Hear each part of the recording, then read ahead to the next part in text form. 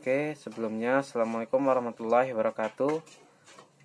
Perkenalkan, nama saya Rizky Najib. Saya dari Prodi Komunikasi. Dan di sini saya diberi kesempatan untuk membuat suatu video yang bertemakan sains dan perkembangan Islam. Terima kasih, dan saya akan memberikan suatu pembahasan dalam PowerPoint ya, dalam berbentuk PowerPoint. Oke.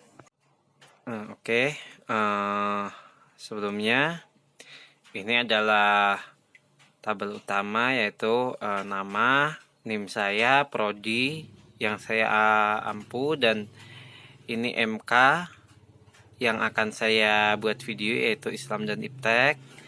Kemudian dosen pengampu saya sendiri yaitu Bapak Nurdin selaku pembimbing dalam mata kuliah Islam dan Iptek. Oke. Di sini saya juga akan menjelaskan tentang sains dan kebangkitan Islam. Oke. Apa sih sains dan kebangkitan Islam itu? Jadi gini, literasi perkembangan ya. Yang pertama, perkembangan sains dalam dunia Islam adalah suatu hal yang perlu kita ketahui, karena seperti kita tahu bahwa ilmu pengetahuan khususnya sains merupakan ilmu yang sangat bermanfaat bagi kehidupan manusia saat ini. Awal mula kemunculan dan perkembangan sains dalam dunia Islam beriringan dengan ekspansi Islam itu sendiri. Jadi Islam itu sangat membutuhkan sains ya, apalagi dalam penelitian makhluk hidup, entah itu tumbuhan, hewan, ataupun manusia itu sendiri. Itu akan berkaitan dengan agama juga, ataupun dijelaskan dalam hadis-hadis juga. Bagian tubuh manusia, entah itu hewan, entah itu tumbuhan, itu semua ada dalam Al-Quran dan hadis juga. Maka dari itu sains itu sangat penting dalam dunia Islami, gitu ya. Oke, next. Sains dalam pandangan Islam. Tolak ukur era modern ini adalah sains dan teknologi, atau yang disingkat saintek. Saintek itu sendiri mengalami suatu perkembangan yang begitu pesat bagi kehidupan manusia. Dalam setiap waktu, para ahli dan ilmuwan terus mengkaji dan meneliti saintek sebagai penemuan yang paling canggih dan modern.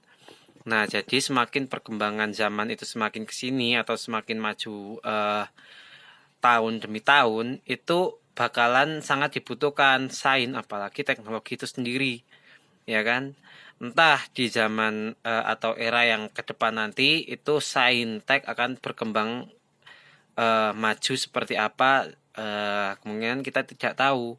Soalnya apa, dari zaman Nabi Muhammad itu sudah berkembang, itu sains ya, sains itu sudah berkembang dari era Arabian zaman dahulu, itu sudah berkembang. Nah, hingga saat ini dikembangkan lagi menjadi berbentuk teknologi atau yang disebut dengan saintek, gitu ya.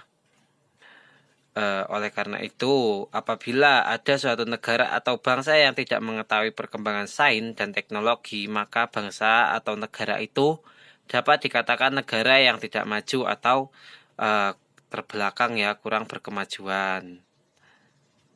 Oke, next ya. Hubungan Islam dan sains. Islam dan sains tidak saling bertentangan, bahkan sebaliknya, yakni memiliki keselarasan. Ada banyak ayat yang telah ditafsirkan seperti yang tadi saya jelaskan ya. Sains itu setengahnya seperti apa ya, sangat dibutuhkan juga untuk agama Islam, yaitu dari meneliti hewan, meneliti makhluk hidup seperti hewan, manusia, dan tumbuhan, bahkan meneliti suatu obat-obatan untuk dikonsumsi, apakah itu boleh, halal atau dan tidak, ya kan. Maka dari itu agama dan sains yaitu melayani fungsi yang berbeda dalam kehidupan manusia.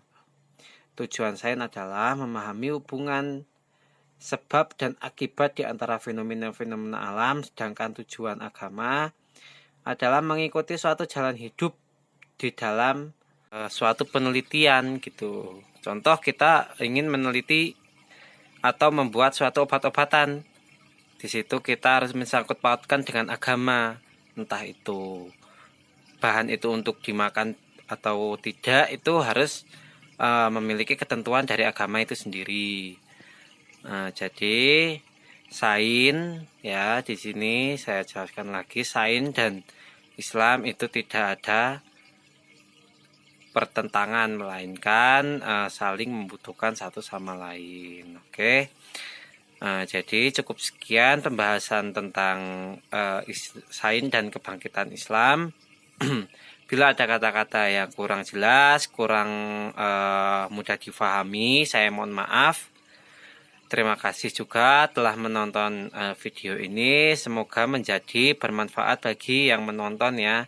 Entah itu bagi yang menonton atau pembuatnya sendiri, yaitu saya. Terima kasih. Wabillahi taufiq wal hidayah. Wassalamualaikum warahmatullahi wabarakatuh.